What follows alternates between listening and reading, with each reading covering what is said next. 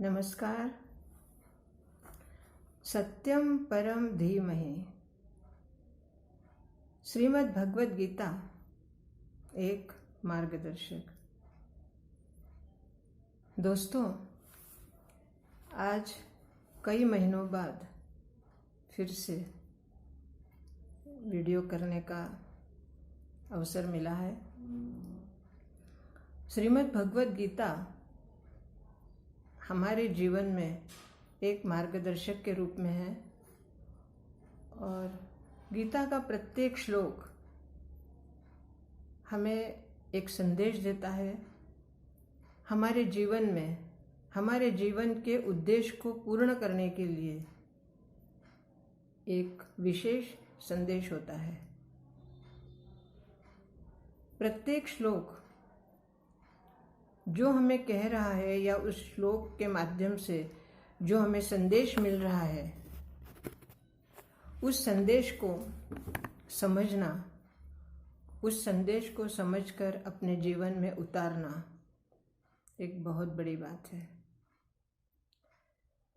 आज इस भगवद गीता के अगले श्लोक का हम पठन करेंगे, अगले श्लोक का हम विस्तार देखेंगे।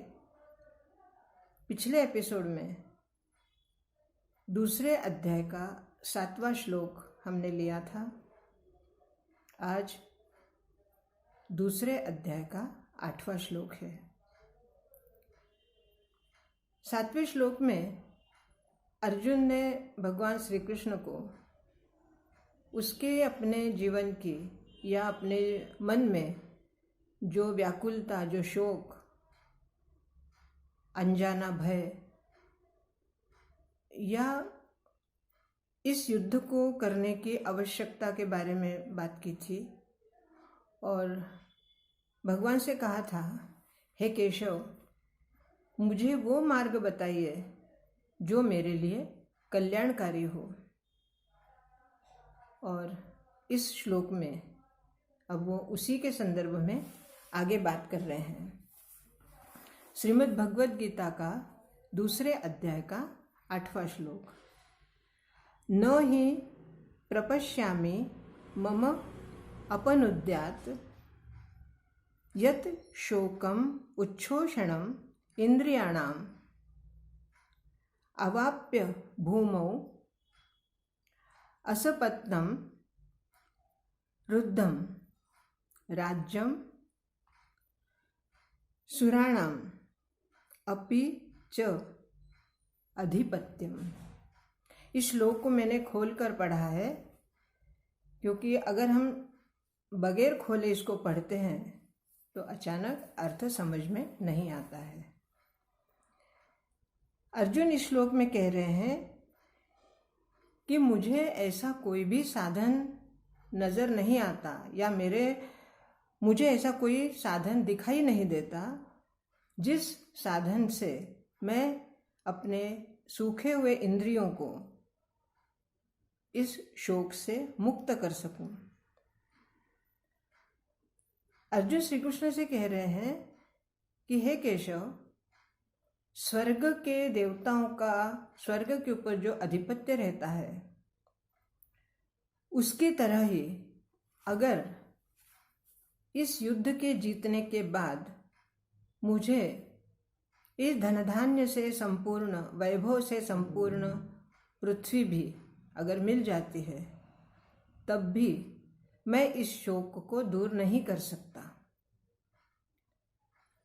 इसलिए मुझे वो मार्ग दिखाइए जिससे कि मैं मेरे इस शोक को दूर कर सकूं। अर्जुन एक समर्पित भक्त है और अगर हम देखें तो जो समर्पित भक्त होता है उसके जीवन में शोक आता ही नहीं है। और जब शोक नहीं आता है अर्थात दुख नहीं आता है, तो जब दुख नहीं है, शोक नहीं है, तो उसे भय भी नहीं लगता है क्योंकि वो जानता है कि मेरे साथ मेरे भगवान, मेरे कृष्ण मेरे साथ हैं। अब इस श्लोक में अर्जुन ने जो अपनी व्यथा बताई है उससे ये सिद्ध हो रहा है कि वो समर्पित होते हुए भी अभी अपने आप को समर्पित नहीं मान रहे हैं, क्योंकि अभी इस समय की, युद्ध के समय की जो उनकी परिस्थिति है, जो उनका शोकाकुल मन हो चुका है, उस मन में अनेक उथल पुथल है। वो ये नहीं समझ पा रहे हैं कि मुझे युद्ध के बाद अगर मैं जीतता हूँ तो मुझे पृथ्वी का राज्य मिलेगा, लेकिन क्या मैं शोक से दूर हो पाऊंगा? और इसी उलझन में वो श्री कृष्ण से अपने कल्याण का मार्ग पूछते हैं। अगर देखा जाए तो हमारे आज के युग में या किसी भी युग में जीवन में ऐसी कई समस्याएं होती हैं जो हमारे शैक्षणिक योग्यता, हमारी पारिवारिक एकत्रता या हमारे सामाजिक सहयोग या हमारी बुद्धि, हमारी प्रज्ञा या हमारे साथ जो भी गुण हैं, उनके साथ उन सब को देखकर भी हम अपनी समस्या का समाधान नहीं निकाल सकते।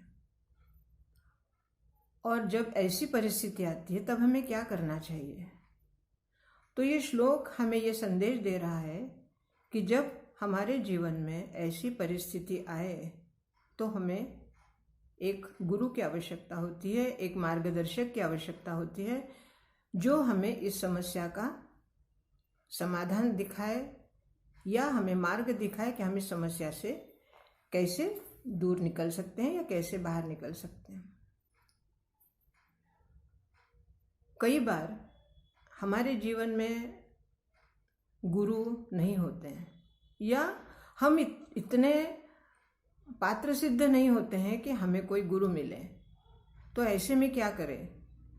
अगर आपके पास कोई गुरु भी नहीं है और आपके पास कोई ऐसा मार्गदर्शक भी नहीं है, तब क्या करें? उस समय के लिए जब हम नितांत अकेले होते हैं या हम अपने आप को शोकाकुल महसूस करते हैं, शोकाकुल लगते हैं कि हमारे पास दुख है, हम अपने इस दुख को किससे कहें या हमारे इस दुख का निवारण कैसे हो, उस समय ये भगवद गीता हमें मार्गदर्शक के रूप में हमारे सामने आती है और इस गीता के प्रत्येक श्लोक से हमें मार्गदर्शन मिलता है।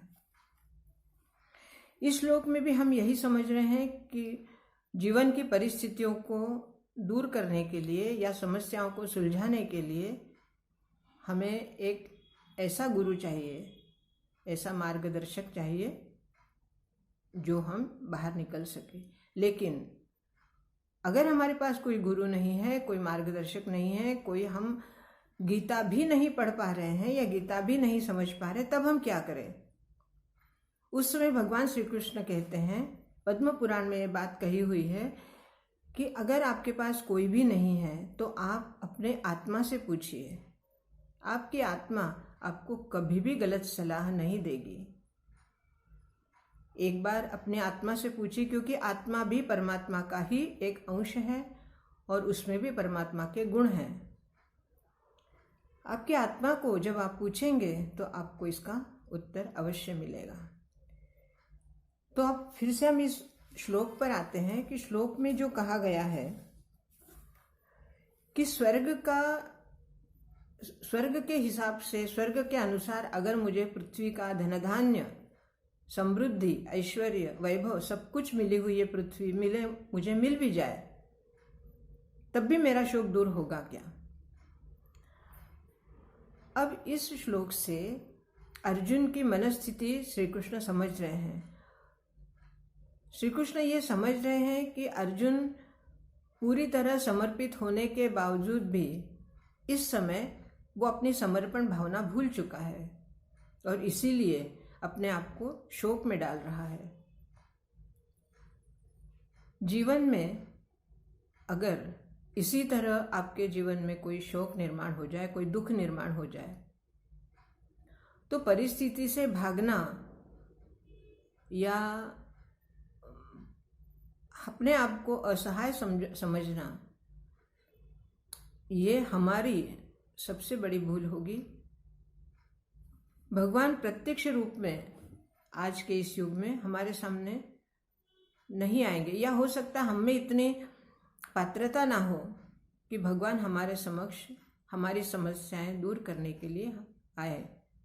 परंतु अगर आप में समर्पण भावना है, अगर आप में इच्छा शक्ति है और भगवान श्री कृष्ण के प्रति, भगवान के प्रति आपके मन में पूर्ण भरोसा है, तो आपको मार्ग अवश्य मिलेगा। आप इस शोक समुद्र से अवश्य बाहर निकल आएंगे। और इस श्लोक के संदेश को देखते हुए मैं आप सबसे भी यही कहती हूँ, क्योंकि ये जीवन में हमेशा सुख ही रहेगा, ऐसी कोई शाश्वती नहीं है। इस जीवन में दुख भी है, सुख भी है, यश भी है, अपयश भी है। हर परिस्थिति में हमें भगवान को याद करना है, भगवान पर भरोसा रखना है। और भगवान ने हमारे लिए जो कुछ नियम बना रखे हैं या हमारे लिए जो नियम बता रखे हैं, उन नियमों का पालन करते हुए अगर हम अपना जीवन यापन करें तो हमारी समस्याएं अवश्य सुलझ जाएंगी। यही आज का संदेश है। भगवान पर भरोसा रखिए और अपने आप को कभी भी असहाय या शोकाकुल मत समझिए। दोस्तों, आज के लिए इतना ही। इसके बारे में अगर आपके मन में कोई इच्छा हो, कोई विचार हो, कोई जिज्ञासा हो या कोई प्रश्न हो, तो आप लिख सकते हैं, मैसेज कर सकते हैं। मेरे इस चैनल को सब्सक्राइब कीजिए, लाइक कीजिए और शेयर कीजिए, ताकि और लोग भी मेरी इस विचारों को समझ सके। मैंने जो भी कहा है या जो भी कह रही हूँ, वो गीता के सानिध्य से मुझे जो अनुभव हुए हैं, उन अनुभवों के आधार पर मैं ये बातें कह रही हूँ। बहुत बहुत धन्यवाद। जय श्री कृष्ण।